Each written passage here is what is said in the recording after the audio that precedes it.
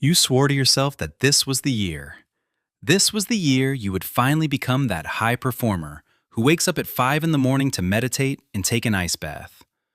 But let's look at the reality. It is 7:30 in the morning. You have hit snooze 3 times. You tried to make a healthy green smoothie, but you forgot to hold the lid down. Now, there is spinach dripping from your freshly painted kitchen ceiling. While you are standing in your underwear trying to clean up the green chaos, your boss is already terrorizing you with urgent messages. Then your phone pings. The stock you just bought has crashed by 50%. You feel like a pressure cooker about to explode. And what do you do next? Your body puts you on autopilot. You walk to the kitchen. You open the fridge. You are not actually hungry. Your stomach isn't growling. Yet, your hand reaches for that sugary pastry anyway. Why do we do this? Are you just weak? Do you have zero discipline? No. There is a hostile takeover happening inside your biology. Most of us look in the mirror, grab that roll of fat around our waist, and think, okay, I just need to eat less and suffer at the gym. We treat this fat like a cosmetic issue, something we need to burn off for our next beach vacation. But the fat that is stretching your waistband is not a cosmetic problem. It is a biological bunker. Deep beneath the surface, wrapped tight around your liver, your pancreas, and your intestines, lies an enemy far more dangerous than the soft flab just under your skin. This is called visceral fat. And unlike the fat on your hips, this stuff is biologically active. It acts like its own organ, spitting inflammatory toxins into your blood and sabotaging your hormones. But the scariest part isn't that it is there. It is why it is there. It is not there because you ate pizza last night. It is there because your body truly believes you are in immediate, life-threatening danger. To get rid of this dangerous cargo, we first have to understand the architect who built it. His name is cortisol. In our modern world, cortisol is cast as the villain, the stress hormone. But actually, cortisol is a hero. At least, it was a hero 200,000 years ago. Imagine you were in the Stone Age. Suddenly, you are face to face with a saber-toothed tiger. Your brain instantly smashes the red panic button. Bam! Cortisol floods your system. It screams at your organs. Stop digestion. Stop muscle building. Forget about your libido. We need energy, now. Your body pumps sugar into your blood so you can fight or run away. You sprint for your life. You burn off all that sugar. You escape the tiger, and everything returns to normal. But here's the problem with your modern reality. The tiger isn't an animal anymore. The tiger is the red line on the stock market graph. The tiger is the passive-aggressive email from your boss. The tiger is the argument in the living room about who is going to do the dishes. The threats have changed, but your body did not get a software update. To your biology, trouble at the office feels exactly the same as I am about to be eaten. So what happens now? You are stressed, but you do not run. You are sitting on the sofa or in your office chair. All that sugar your body prepared for your escape is now swimming in your blood, but you are not burning it. Your body begins to panic. It thinks, that was close. But the next tiger is coming. I must store this energy as fast as possible, and I must put it where I can reach it quickly.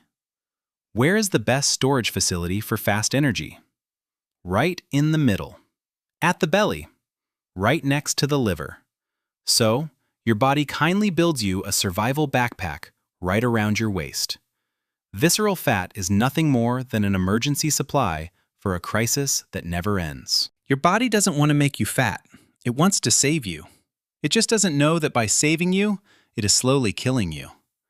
This explains a phenomenon we see everywhere, especially in men over 35. We call it the skinny fat syndrome. You know the type. Thin arms, thin legs, but a hard, round belly right in the front. This isn't just a beer belly. This is a stress belly. To your body, that belly is now the priority. It is so important that your body begins to break down the muscle in your arms and legs. It literally eats its own muscle tissue to convert it into more quick energy for the belly. You lose your athletic shape at the limbs, and you expand the sphere in the middle. You are being structurally remodeled based on a blueprint from the Stone Age. And then, the hunger kicks in. When you are stressed, your body releases a molecule called neuropeptide Y. Think of this as a remote control for your brain. It orders you to find the densest, fastest source of energy available. This is why you don't crave carrots when the stock market crashes. You want pizza. You want chips. You want chocolate. Your ancient brain thinks you have just spent hours fighting for your life, and you need calories immediately to survive the night. So please, listen to this. It is not a lack of willpower. It is a chemical command, as strong as the urge to breathe. Okay, we know why the belly is there. So how do we hack the system? How do we tell the body, the war is over, relax? The biggest mistake stressed people make is trying to conquer their body with even more force. You see the belly, you panic, and you declare war on your own biology.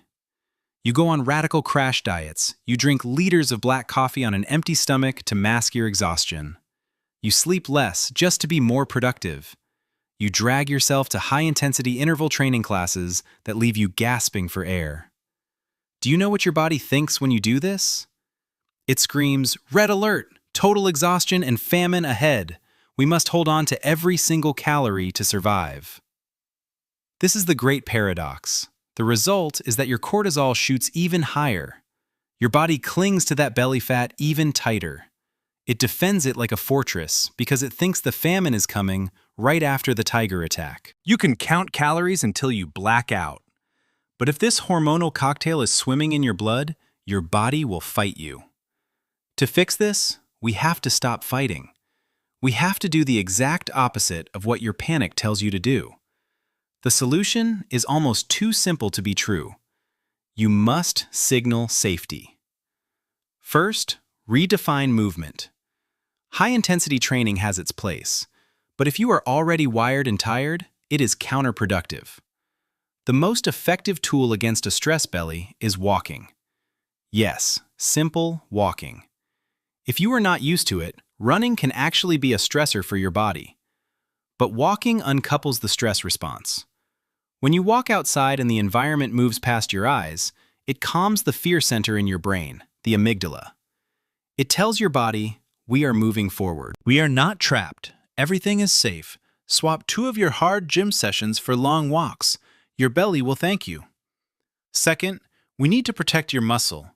Combine that calm walking with heavy resistance training. Lift heavy things. Do it briefly, but do it intensely. This sends a strong anabolic signal that stops the muscle wasting effect of stress. It boosts testosterone and growth hormones, the natural enemies of belly fat. Now for the food. And here is where we flip the script. Most people start their day with coffee on an empty stomach. This is pure stress for your adrenal glands. You must change the order. The rule is simple. Protein and vegetables first, then fats, and carbohydrates, if at all, come at the very end. Why? Because if you eat rice or pasta on an empty stomach, your blood sugar shoots through the roof and then crashes. That crash is what triggers the alarm bells in your brain. By eating your steak and salad first, you build a buffer in your stomach. You prevent the crash, and you prevent the cortisol spike 2 hours later. And please, never drink coffee before you have food in your system. Earn your caffeine. Finally, sleep. A night with less than 7 hours of sleep reduces your insulin sensitivity massively. Your body reacts to sleep deprivation like it is a physical injury. It raises cortisol the next day just to keep you awake. Sleep is not a passive break. It is a metabolic strategy. Make your bedroom dark, cool, and free of phones. If you are wired, magnesium glycinate in the evening can help physically wind down your nervous system and use your built-in off switch. Splash cold water on your face. Laugh out loud. Breathe out longer than you breathe in. These are physiological signals that tell the brain, all is safe. In summary, your belly fat is not a sign of laziness. It is a misunderstood protection mechanism. You are fighting against millions of years of evolution, but you can win if you stop working against your body. Show your body that it is safe. Walk. Lift heavy. Eat your protein first. And sleep like your life depends on it, because your waistline certainly does. When you turn off the internal alarm, your body no longer needs to maintain the wall around your gut. And that is when the fat finally begins to melt. The war is over. Make peace with your biology. You now hold the key to the bunker. Remember, your body was never trying to ruin your beach vacation. It was simply trying to keep you alive in a world it did not understand. So, start today. Take that walk outside instead of scrolling through your phone. Eat your steak before your rice. And sleep like it is your job. But listen closely. Lowering stress is just the foundation. It unlocks the door, but you still need to walk through it.